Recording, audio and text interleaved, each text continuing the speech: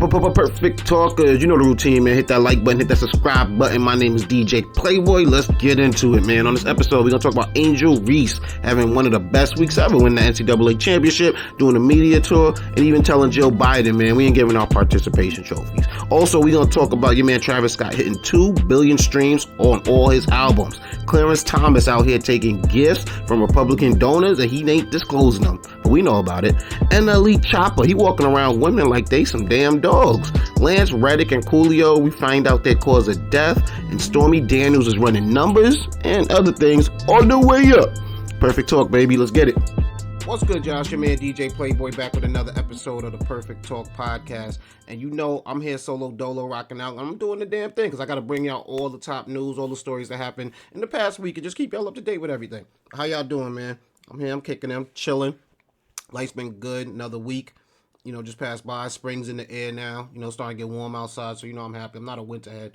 That cold be killing your boy. I ain't gonna hold you. it's wild, but yeah, ready for spring, ready for new things, ready for new adventures, ready for new clothes, new sneakers. You know what I'm saying? The looks, the shorts. I hate pants. I live in New York, but I ain't going front, man. I'm a shorts head, man. I wish I could do it year round. The white boys be doing it year round. I be seeing them. I can't do it. I get cold out. I gotta bundle up. It be hurting my bones. You know what I'm saying? Like, I'm shivering. Like, I was telling my girl the other day, like, it might have to be California or Florida. You know what I'm saying? Sometime in the near future, because this 6 months of winter is hurting your boy. You know what I mean? But what's good with y'all, man? Life's been crazy. We gonna start off top and just talk about life. You know what I'm saying? Like, I let a brother cross the street the other day. I drive a lot, and I let a brother cross the street, and one of them things that's my pet peeves is like, yo, a man crossed the street, he ain't give no acknowledgement, no head bop, no, like, you know what I'm saying, good looks. You know what I mean? Thank you for letting me cross. And I don't get mad at a lot of things, but that kind of got me mad. That rubbed me the wrong way, and it just made me think though, like I had to like fall back for a second and really be like, that brother's probably going through some pain. That brother probably just lives with some pain inside of him. You know what I mean? And I'm blessed that I'm able to just wake up every day, have good energy, have a goal in mind, have something that I want to put my energy towards, and not everybody got that. On top of that, you got real life happening every day to people, you know what I'm saying, left and right. So I definitely had to like check myself in the moment and be like, before I started getting mad, really just give somebody grace for what they going through and just chill. And I think we gotta also, the same grace that we would want, we gotta extend that to others. And a lot of the stories we're gonna talk about this week, especially this first one, is really gonna talk about that. So like, pick a spotlight story this week that I want to touch on. It wasn't the most profound news, and it wasn't the biggest thing, but it was Angel Reese was everywhere this week. And if you're not familiar, that's the young lady from LSU. LSU just recently won the NCAA Women's Championship. Shout out to them. And Angel Reese's name was in the headlines heavy, just because like she had done a taunting situation when she had played against Caitlin Clark, I believe her name was. It was an interesting situation because she had did like the "you can't see me" taunt, you know what I mean? And Caitlin Clark had done it earlier, right? But it wasn't caught with as much flack, you know what I mean? It was looked at like, I don't know, like it was just regular, you know, showboating, but it wasn't out of line. But for some reason, when Reese did it, you know what I mean? It was like, yo, Angel, that's classless. I think the dude from Barstool called her a classless piece of shit. You know what I mean? Keith Overman came out and made some comments, and it's just like, you seen the double standard right away. You were like, wow, when the young lady that's white did it, you know what I mean? It was like, yeah, that's she's being gritty. You know what I mean? She's out there showing that she could ball and not being afraid of it. And then when the black young lady does it, it's like, yo, that's not how you win a game. That's classless.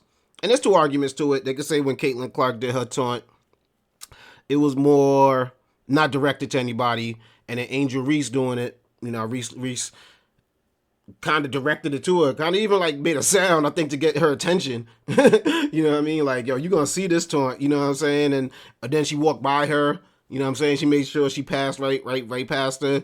She made sure she seen the ring point and turned her body as she was walking past her, you know what I mean? So it's like, nah, you're going to get these taunts, and it's taunting nonetheless, you know what I'm saying? You can't be like, oh, well, she ain't taunt to someone specifically, so it's allowed, and this one was more of a director one. Nah, we see the double standard. You know that it's like, black people are judged differently when they do things in every facet of life. That goes from the basketball court to the workplace. You know what I'm saying? Warehouses, any you know what I'm saying? Out people who work out in fields and whatnot is just different standards. You're allowed to make different kind of jokes. You know what I'm saying? When you're not a person of color, you know what I'm saying? And you're allowed to just handle yourself in a different way. And I guess allowed may might be the right word because Angel Reese is allowed to do whatever she wanted to, but now she's being critiqued and named being ran through the mud. And you got grown white men, you know what I'm saying, judging what a 20-year-old black woman or 21-year-old black woman is doing. And it's just like, I don't know, it's corny, you know what I'm saying? And then on top of that, Joe Biden, you know, who apparently is a big women's basketball fan, decided she wanted to hop in. You know, she was at the game. LSU declined to talk to her before the game. They didn't really want her coming through, you know what I mean, to kick it. Angel Reese said that's in a recent interview. But then after the game, you know what I mean, Joe Biden saying she thought that maybe we should invite both teams, LSU and Iowa. You know what I mean? Because, quote, it was such a good game. Now, if you're not familiar, teams who win championships of professional and even college sports get to visit the White House, kick it with the president. You know what I mean? It's just something that's become traditional. There were a lot of, you know, during the Trump era, a couple teams weren't interested in doing that, you know what I'm saying? But, you know, the Bidens are bringing it back. But I think Angel Reese took a little offense to this at first because she was like, if Iowa had won, I don't believe you'd be trying to have LSU there. You know what I mean? And it's like, obviously, Iowa's a predominantly white team. You know what I mean? Caitlin Clark is this year's great white hope in the NCAA, you know, championship. So, you know what I mean? A lot of people are backing her. She's a talented girl. We're not going to take anything away from her. But Joe Biden saying that is just disrespectful because it's like that's not what sports is. You know what I mean? That's not how sports rolls. The winner goes. Like, I'm not participation trophy advocate at all. You know what I mean? And I think, you know what I mean, that we're not doing the country a service to be giving people like, yeah, well, you played a great game. Why not get the same thing the champs get? Nah, that's corny on top of that. But it also feels like there's a racial element to it. The team you were rooting for didn't win, and now you're trying to like bend the rules. Now, in the defense of the White House, the press secretary clarified that the first lady's press secretary clarified that she meant no disrespect to LSU, and that invitation is only going to be extended to the winners as it should be, as customary. At first, Angel Reese said she's not really with it. I'm good. We'll go visit the Obamas, I believe was what she said.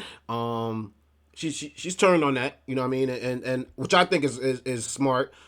Being the leader for her team, being someone whose all eyes on you right now. I seen something like she went from like 100,000 followers to 1 million. You know what I mean? And so now your voice, your opinions, the way you handle situations, not only being very scrutinized by traditional media, it's being scrutinized by young ladies who are fans and now look up to you as role models as well. You know what I mean?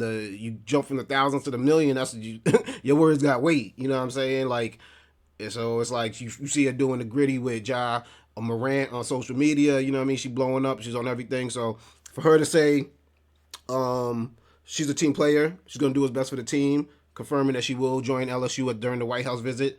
I think very mature, a great way to end the week out, because I was going to talk about her before that part even came up. So a great way to end the week up where you can see how media could be funny style, how they could turn against you, how they could try to use you as a avatar for whatever they want you to be. You know what I mean? And you won on top of that. So it's like, why are you even having to go through this? But then to like turn, like I said, to say like, yo, I'm going to be a leader and I'm going to rock with my team and really show how it should be done. The rest of my team's going. I'm not trying to do no boycott. I'm not trying to make this all about me. Let's go do it how it's supposed to be done. I respect that. And shout out to Angel Reese. You know, we salute you, young black lady. It's pretty dope, you know what I'm saying? I got someone for my daughter to look up to. So I celebrate that, you know what I mean? And shout out to you. Keep doing your thing. Hopefully we see you in the WNBA, you know what I mean? And hopefully, you know what I'm saying, what you guys are doing, you and Caitlin Clark, you know how they try to do the bird versus magic, you know what I mean? The white versus black, the type of thing. But take that to the WNBA and monetize that, you know what I'm saying? Like, do what you got to do. Y'all make a little rivalry there, you know what I'm saying, to bring some attention to the sport, because I think it'd be a dope thing for women's basketball. All right, so let's get up to it, man. First thing in the news, man. Clarence Thomas. You're not familiar with Clarence Thomas. He's a Supreme Court justice, I believe is the proper term. Don't quote me on that. He's actually the most conservative justice on the U.S. Supreme Court, and he's facing calls for impeachment after it was revealed that for 2 decades he accepted luxury gifts from a Republican mega donor, billionaire, and these undisclosed gifts were in the form of vacations, access to mega yachts. You know what I mean? Like, I'm talking about like yearly luxury vacations, stuff that he would not be able to afford on his Supreme Court salary. If it we being honest here, you know what I mean? I'm just pull up some of the numbers here, but why this is troublesome is because how do we know that this doesn't influence his views? And this man's a Supreme Court justice. You know what I mean? This man was at the forefront of the abortion rights being repealed, Roe v. Wade. And it's like, bro, when it turns to a gray area, it's too murky when you're taking money from people, you're not disclosing it. On top of that, and now we don't know what's influencing your decision making and what's payback for gifts. You know what I mean? Give you an example. Clarence Thomas in 2019, his wife flew on Crow being the Republican donor that was giving him the money. Well, let me get his full name for y'all, so I ain't out here misquoting nothing. Got it here somewhere. Harlan Crow is his name. He's a property billionaire. And basically, in 2019, Thomas and his wife flew on Harlan Crow's jet to Indonesia for 9 days, island hopping on Crow's yacht while they were out there. That trip would have cost about $500,000. Clarence Thomas makes just a little bit over $250,000, $285,000. So that would have been about 2 years of salary, you know, for that one vacation. Which just shows you the extent of how crazy these trips were. You know what I mean? It looks like he had things ranging from super yachts to vacations in, I believe, like upstate New York or on a luxury property.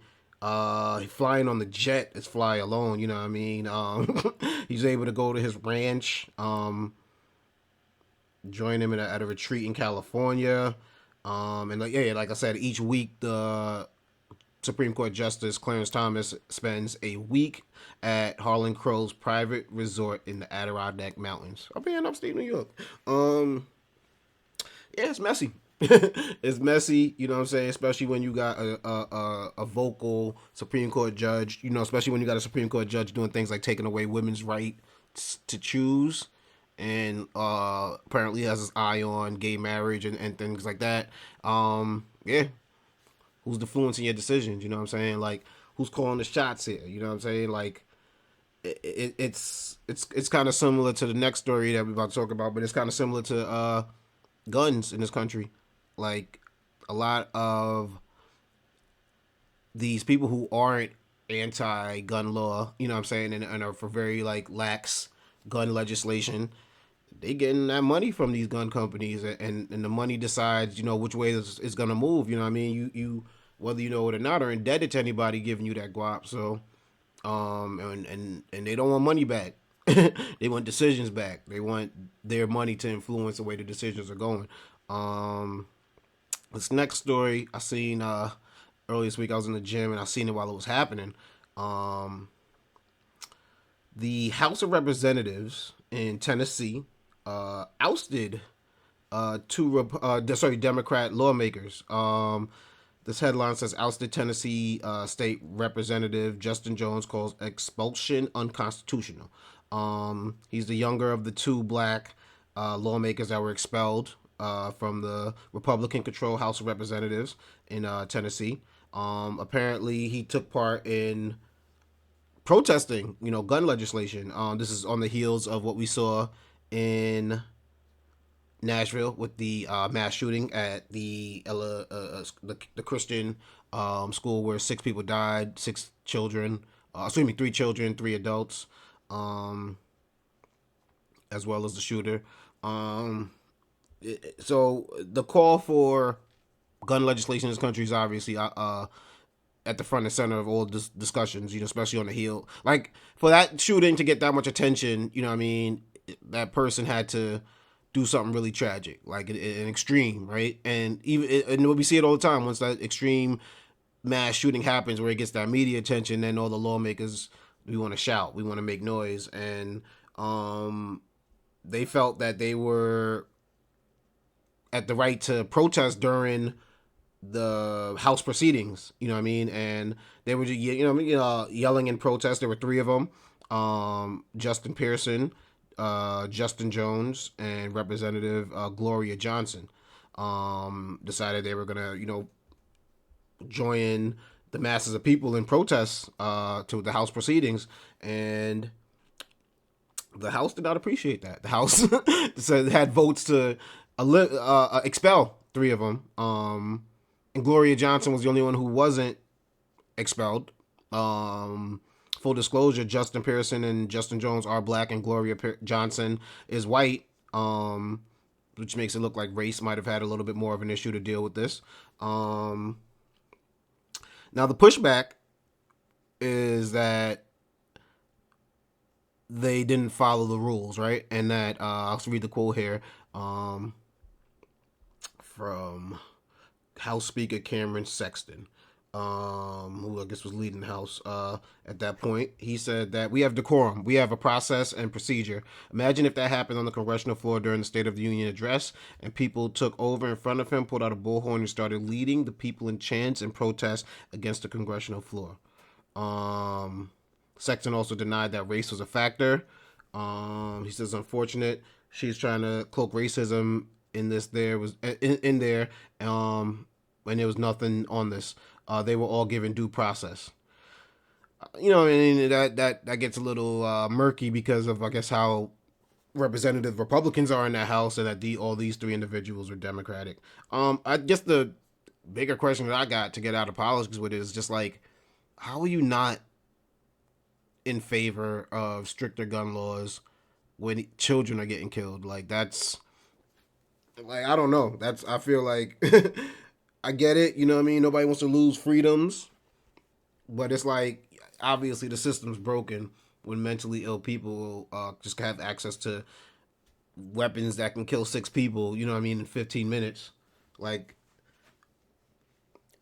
I don't know what it's going to take, for some of these people. And I guess when that goes back to the Clarence Thomas thing, when you're more beholden to the person that's making you rich and giving you gifts and helping you get votes than your better judgment, for lack of a better word, for really just where your mind should be at in terms of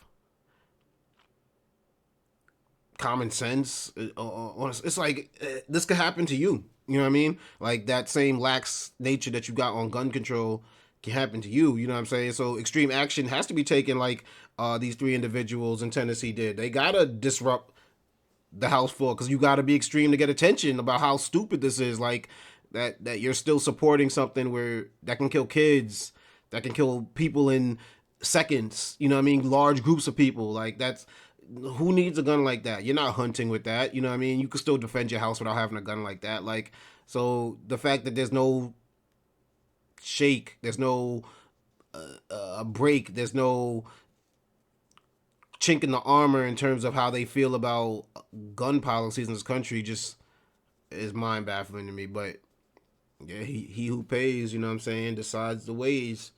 Hey, I just made that up. What's up, man? Next story. Central Park 5. If you're not familiar, when the Central Park 5 happened, this is New York City. I'm from Brooklyn, New York myself, and I was super young when this happened, but I remember it being a big deal.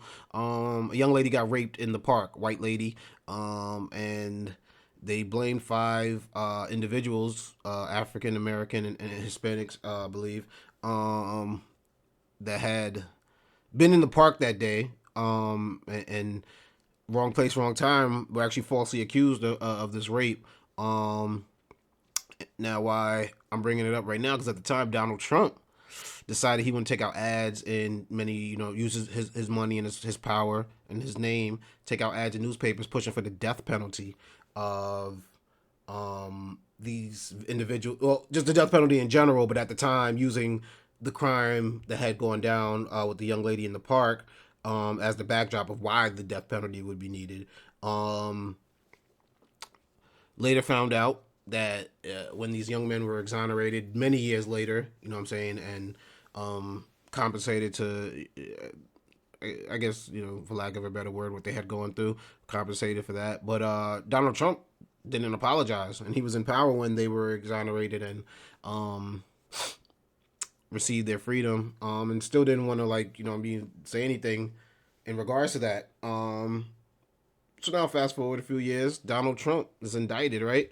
And one of the members of the Central Park Five, or Exonerated Five, I believe is what they go by now, posted something, made his own ad, in response to Donald Trump. It was titled "Bring Back Justice and Fairness, Build a Brighter Future for Harlem." Let me see. Has a part in there, you know what I mean? Well, has a couple sections in here where he's getting at Donald Trump, refers to, what happened 35 years ago. Donald's saying that Donald Trump spent $85,000 to take out full-page ads in the New York Times, New York Daily News, New York Post, and Newsday. Those are the biggest newspapers in New York, calling for the execution of the Central Park Five. A few weeks later, after taking out the ad, Trump went on CNN and stated, "I hate these people, and let's all hate these people because maybe hate is what we need if we're going to get something done." Stated in this letter, even after the exoneration and acknowledgement by the government that we had been wrongfully convicted, Mr. Trump continued to incite animus against me and my peers and our families. In 2013, over a decade after our exoneration, Trump called the Ken and Sarah Burns Central Park documentary a one-sided piece of garbage. And when asked how he felt about that we were shown to be innocent, responded, "Innocent of what?" In 2014, what's Trump about in 2014? Yeah, I believe so.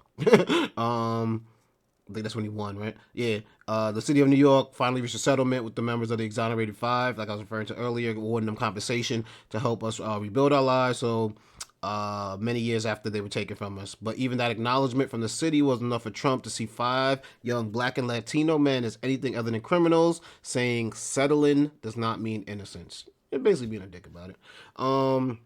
Now fast forward a little bit. Yeah, they're saying that now, the tables have turned on Trump, and now he's in a situation where he's hoping to seek justice and fairness, but he was one who denied justice and fairness for others while only claiming innocence for himself. Here's my message to you, Mr. Trump, in response to the multiple federal and state criminal investigations you are facing.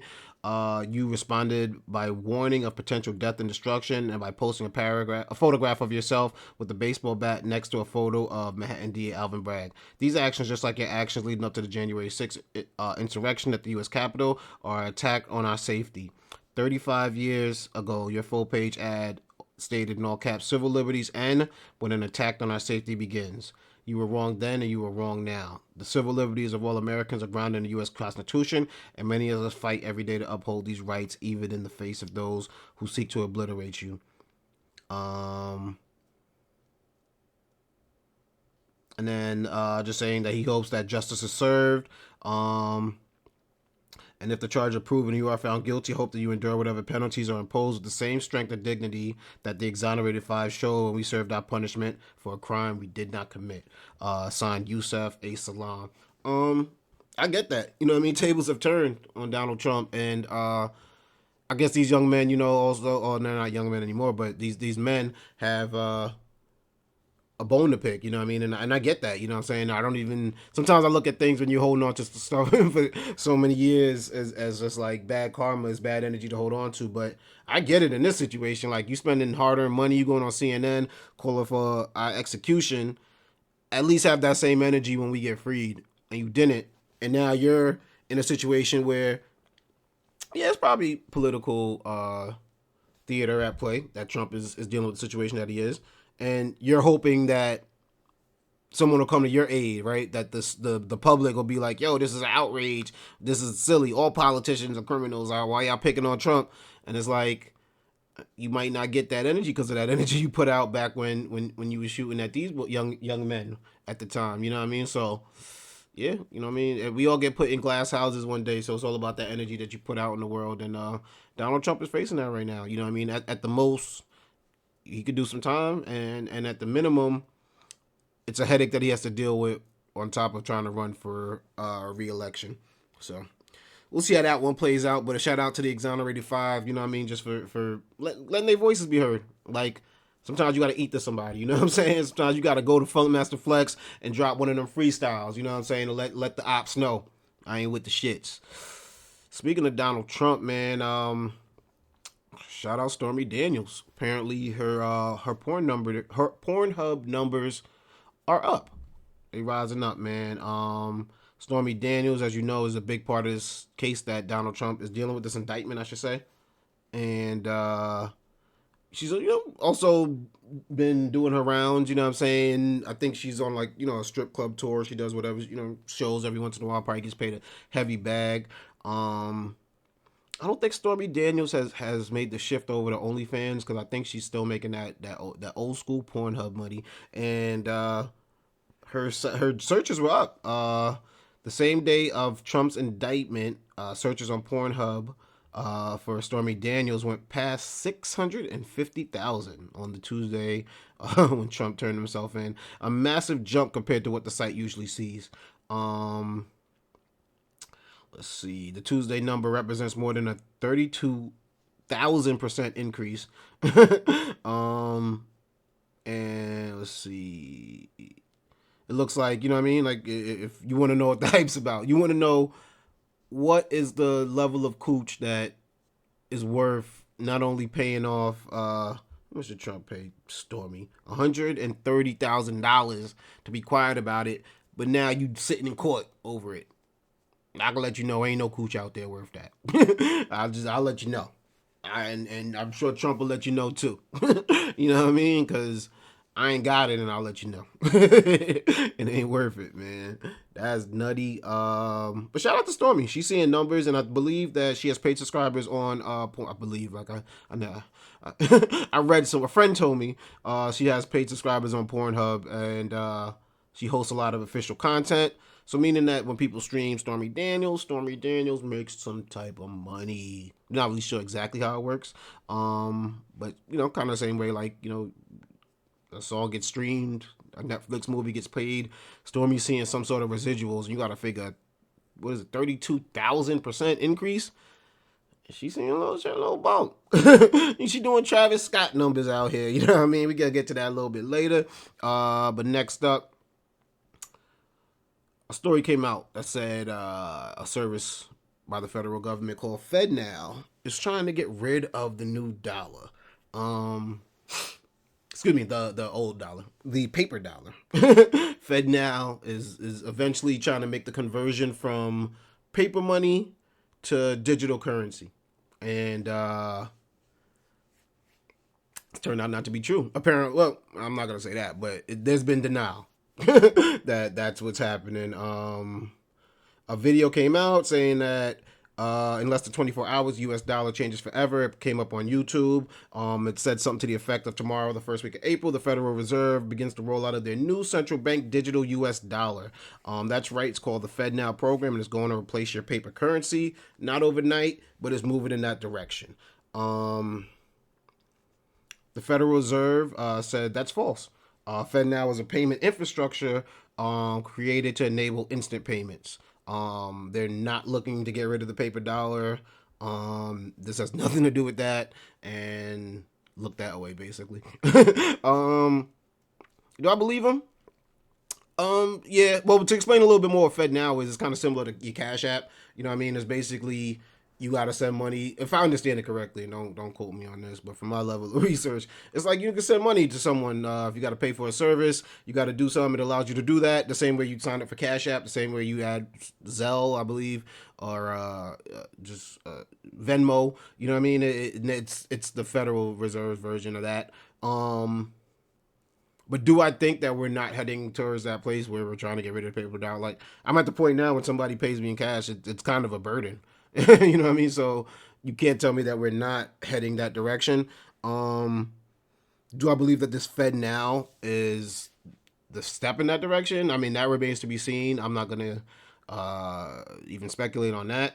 Um, yeah, but I seen that just the way everybody moves now. You know what I mean?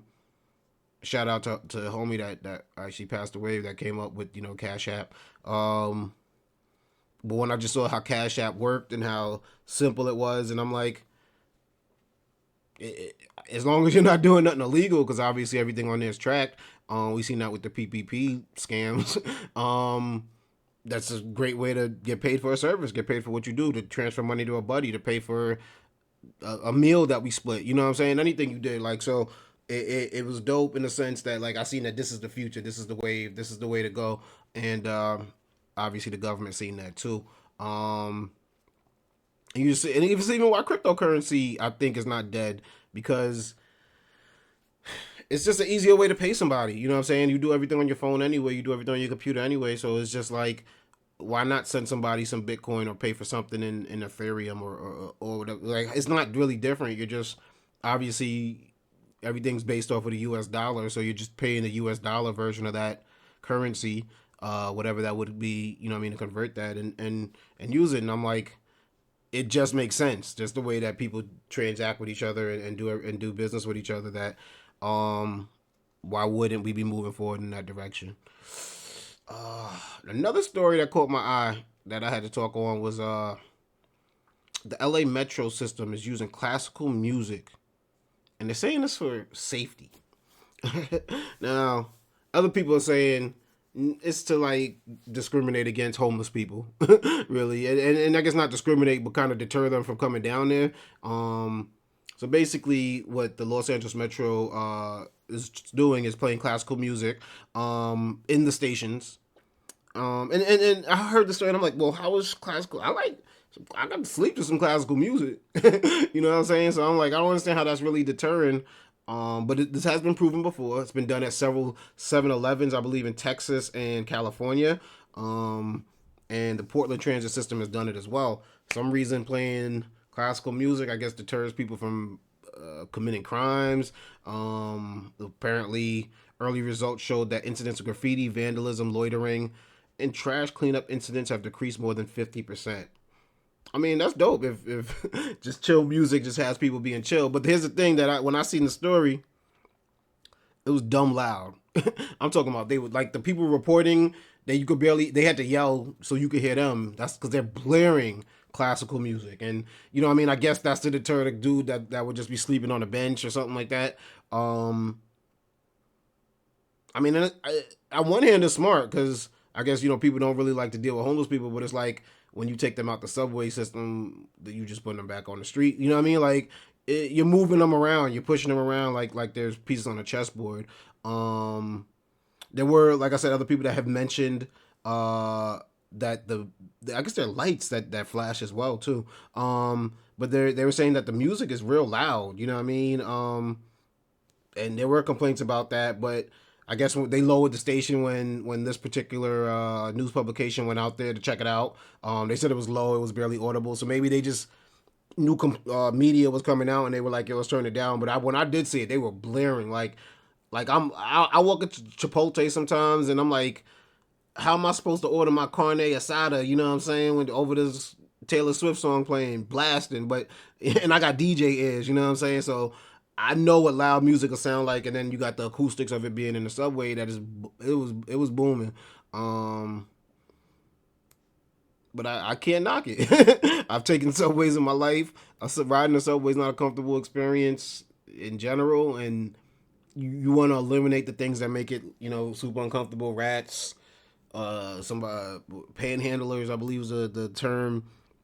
Even sometimes people trying to sell you something. It's like, yo, I ain't with it. And then on top of that, you got just normal subway violence that occurs because there's a bunch of people in a small space. So, but that, I think, as a sociologist and just, it's it's pretty dope that you could just play classical music and that could really change the way people behave in a certain environment. So I guess we're gonna see how it works and see what kind of pushback they get from it. But don't be surprised if you see this spreading, because homeless people are an issue everywhere that it looks like no one wants to find a solution for.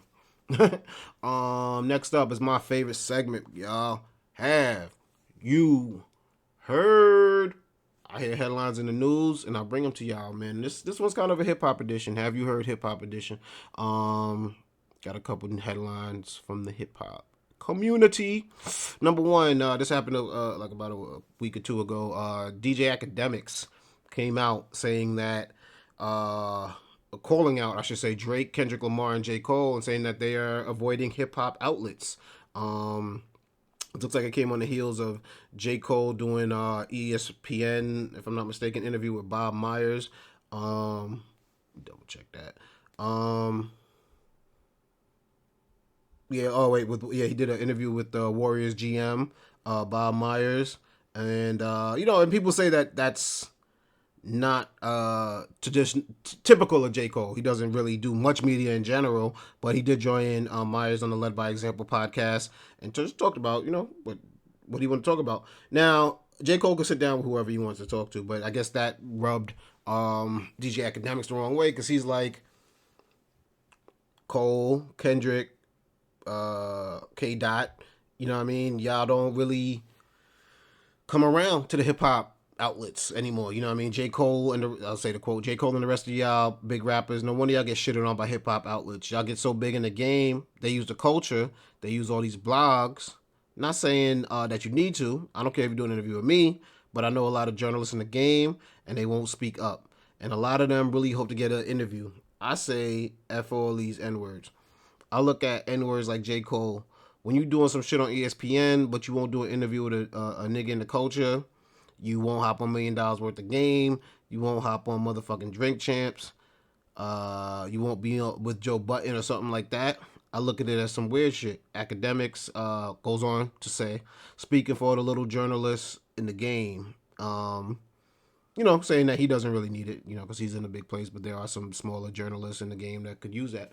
I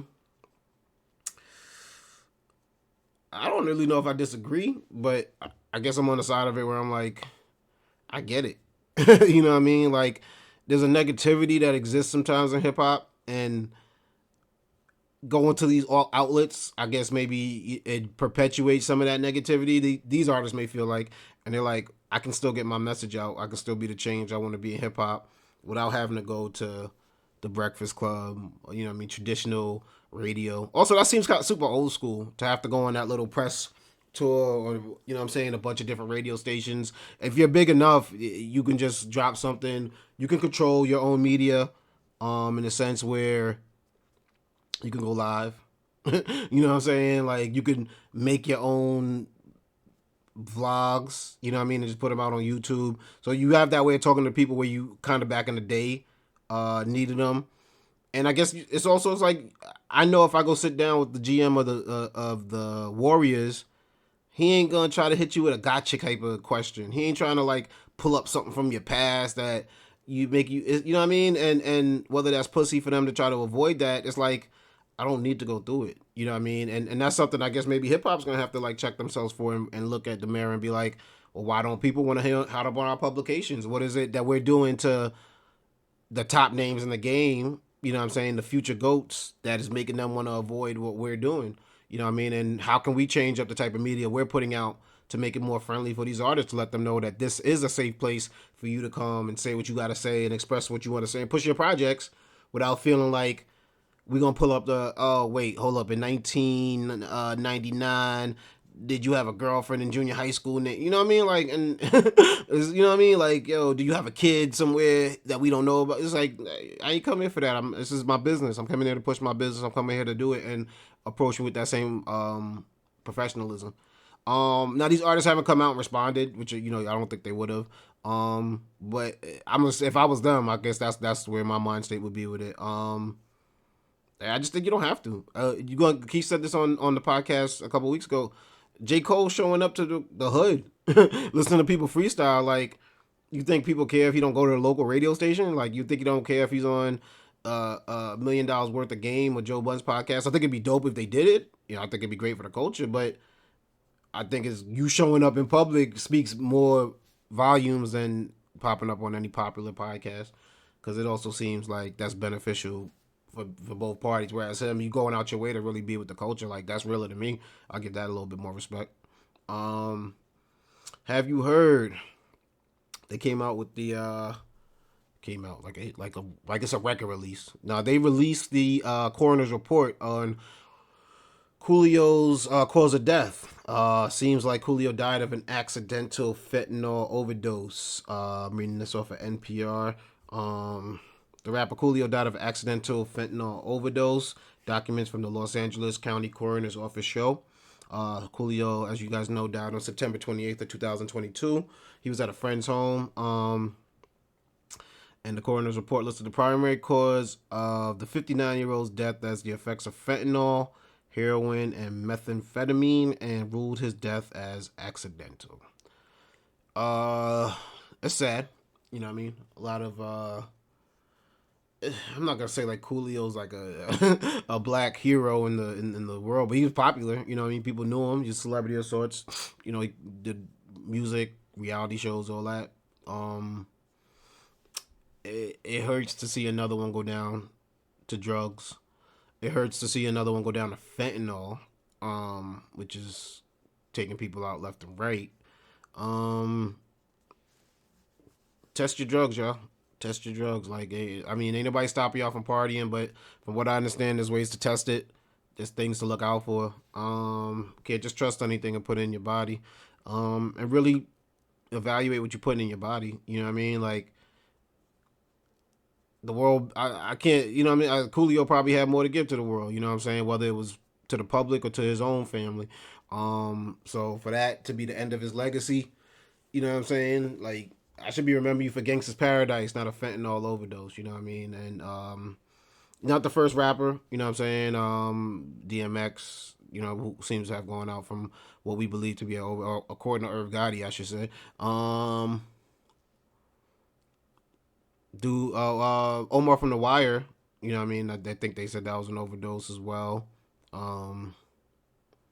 Speaking of actually from The Wire, the cause of death for Lance Reddick came out this week. Actually, Lance Reddick, if you don't know, was on The Wire. Also plays in the John Wick movies. Many credits. Lance Reddick, Cornell representative Mia Hansen, died of natural causes at the age of 60.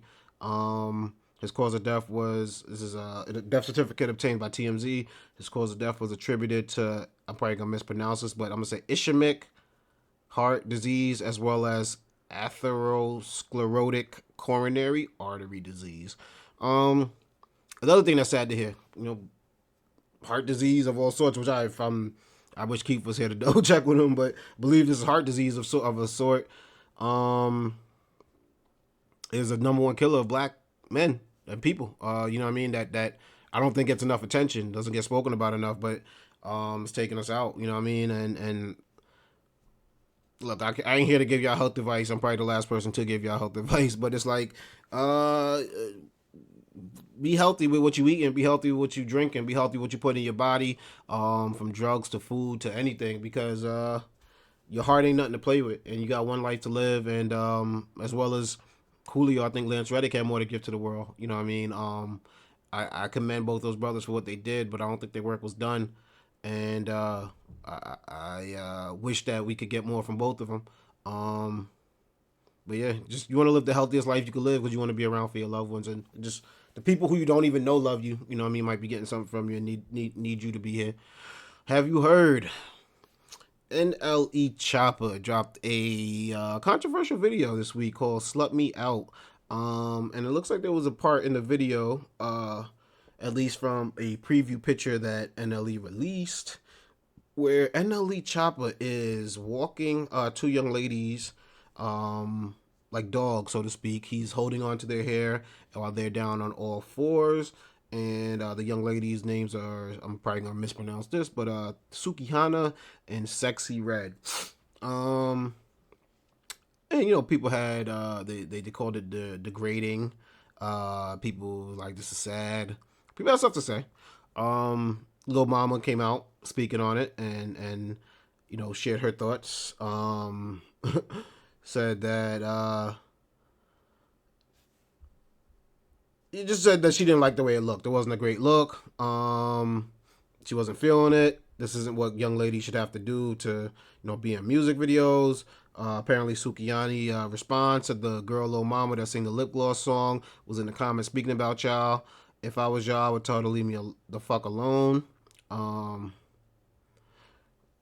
So I guess Sukiyana is a rapper, and she recently went viral for performing topless at a show. And then Lil Mama responded to that post saying, "What's up, sis? I know we don't know each other. I'm seeing you wrote a post addressing me, and I never addressed you perfectly." Basically saying the way that I feel still stands. Just to wrap it up, it's basically saying like, this isn't how women should have to get money. This isn't how women should have to be represented. Let me pull up this whole thing. This wasn't what this isn't get into the bag. You know what I mean? Yeah, hold on. Let me see what I said here. The only reason I deleted my comment was because I didn't want to offend you or anyone else partaking in that disturbing clip. I don't know about you, but I don't want our daughters to remember us like this, or feel this is what they need to do to survive. She says in quotations. And if that's the excuse anybody comes up with in 2023, that's cat. So I'm kind of on both sides of this. I can see both sides. It was a rap video. It was rap videos historically very misogynistic. You're not gonna find anything.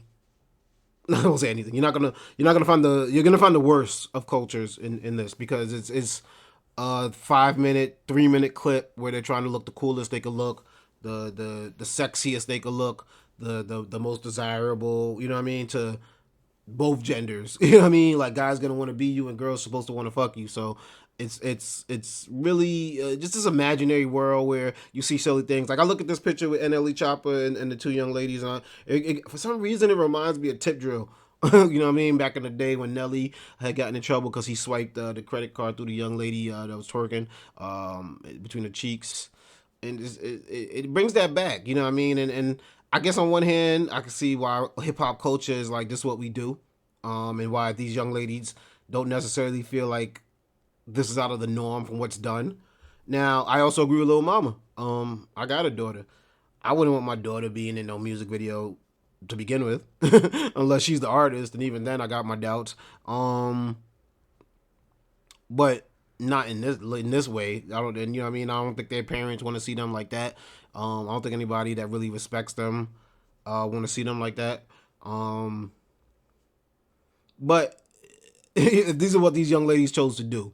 You're not gonna turn the world around and tell women how they are supposed to behave. You know what I mean? Because they're gonna want to do what they want to do, and there's gonna be classy women. There's gonna be some women that feel like this is normal. This is cool for me to rock like this. I don't know if one's right or one's wrong. I just know what I don't want. You know what I'm saying? For the women that I'm cool with and close to, I wouldn't want them to be on all fours with some dude holding their hair like it's a dog leash. I don't think there's anything cool about that. But also know that there's a market for people that want to see shit like that. So yeah, my inner capitalist, I guess, gotta take the L on this, because there's so many other ways to get money nowadays. You know what I mean? Like, you ain't getting no Stormy Daniel bags off of walking like a dog in the NLE Choppa video. So, I mean, either go full body with it and get all the money with it, or don't even put yourself in this position, because it's just like, it just leads yourself to a place where you're going to get critiqued. But I say that to say everybody's allowed to do what they want. The same way I'm pro-choice when it comes to a woman's decision to do what she wants with her body. And in terms of an abortion, I'm also pro-choice of what you want to do with your image and your life. If that's how you want to put yourself out there, just, you know what I mean? Don't cry wolf, or no, not cry wolf, but don't sit there and try to play the victim when someone tries to, use this image against you, or use, a decision you made against you to make you look a certain type of way. You know what I mean? That's the only way I really could. You're allowed to make your decisions, but you make that bed, lay in it. You know what I mean? And understand that what comes with it. Because it's not always good. Have you heard? I'm going to end on a positive note, man. Have you heard? Travis Scott made history. Only rapper ever in the world to hit 2 billion streams on all his albums. He got 3 albums. All hit 2 billion streams. I think that's big. You know what I mean? You gotta figure, like, I mentioned some heavyweights in the last segment. J. Cole, Kendrick Lamar, Drake. You know what I mean? Like, they haven't done this stat. You know what I mean? 2 billion on all his albums. Rodeo, Birds in the Trap, Sing McKnight, which is one of the craziest album titles ever, and 2018's Astroworld. This news coming out on the heels of finding out that we getting a new Travis Scott album real soon. I like Travis Scott, man. Like, things went left, obviously, with the Astroworld situation. And I think, you know, it forced him to really look at his life and be like, am I moving the right way? You know what I mean? I know I'm causing these viral moments and these things, but, you know, people are now getting hurt. And I think there was some soul searching there. It's also really, what is the image you're putting out? What are the imagery you're putting out? You know what I mean? What are you putting your morals and your values in? And I think beyond all that, the image that we see and what he is trying to put out there, there's a talented musician underneath there, and I hope he continues to do what he wants to do. And I'm glad that, you know, good news is coming out. You know what I mean? New album's gonna be called Utopia. Kevin Durant, I guess, man, might have got a preview of it, said it was insane. Alchemist says he got a beat on there. You know, shout out to Alchemist, love everything he does. So, Sylvia Rhone said it might come out in June. I'm looking forward to that. But I gotta salute the young king, Travis Scott. Spotify streams 2 billion on all his albums. I can't knock that. I love that. Shout out to hip hop. Shout out to rap music. Let's keep it positive, y'all, too. Let's keep more positive stories coming out. Let's keep running the numbers up. Let's make some more rap billionaires. You know what I mean? We lost Kanye. We gotta get somebody else up there. You know what I'm saying? But yo, that's another episode in the books, y'all. I appreciate y'all rocking out with your boy DJ Playboy. I love doing the damn thing for y'all. You know you can check me out on Twitter at DJ Playboy. You can check me on Instagram and TikTok. Help me run them TikTok numbers up, man. My numbers is you know what I mean? Help me get them numbers up, y'all. Follow me on Instagram and TikTok at PLICCAPEEZY, PLICCAPEEZY. Also, follow me, Perfect Talk, follow Perfect Talk Podcast on Instagram at Perfect Talk Radio and on Twitter at Perfect Talkers. Yeah, man, we staying busy, man. Check us out on the website, too, www.perfecttalkpodcast.com.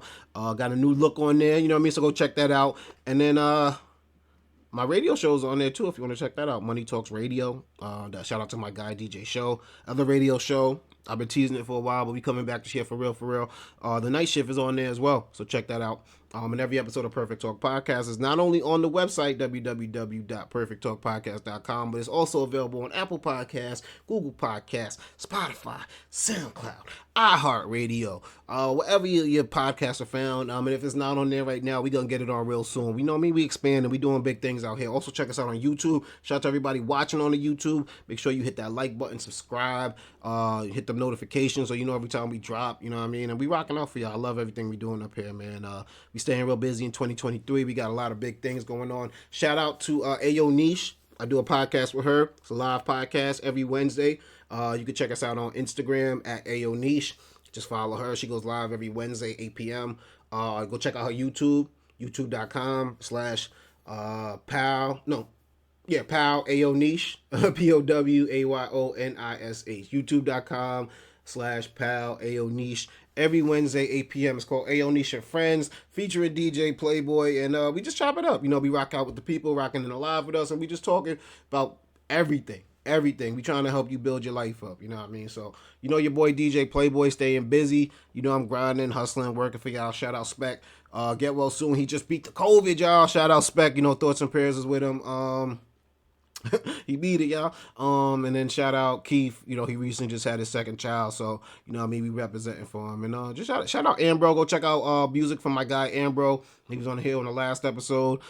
Just Rockin', that's my guy right there. You know, he's always putting out dope stuff. And I go back and I listen to some of his old music and I'm like, yo, you could re-release some of this stuff. You know what I'm saying? Because it's still knocking. So shout out everybody out there, man. I'm just spreading peace, love, and everything. What am I watching that's new?